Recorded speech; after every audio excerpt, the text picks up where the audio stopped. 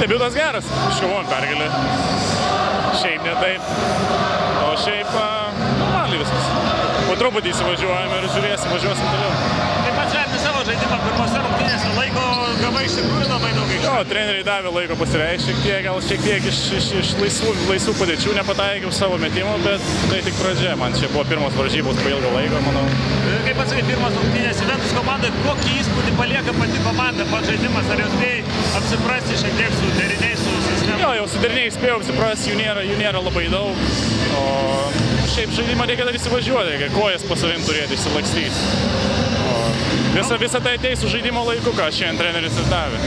Kalbant apie šios dienos rungtynes, atrodo, lyg ir neturėjo būti pačios sunkiausios šį sezoną, tačiau pabaiga buvo išties labai įtempta. Kodėl? Kur didžiausia? Nežinau, norėjom žiūrovam padaryti įdomesnės varžybas, gal kitą kartą daugiau ateis. Nežinau, per pirmus du kėlinius prasileidom 60 taškų, to neturėtų būti. Antroji pusė biškį susigynėm geriau ir laimėjom šiaip metai. Turbūt viskas gerai, kad gerai baigėsi, ne? Geriau žaisti. Lietuviška patarlė, jo. Geriau laimėti visada, teisingai.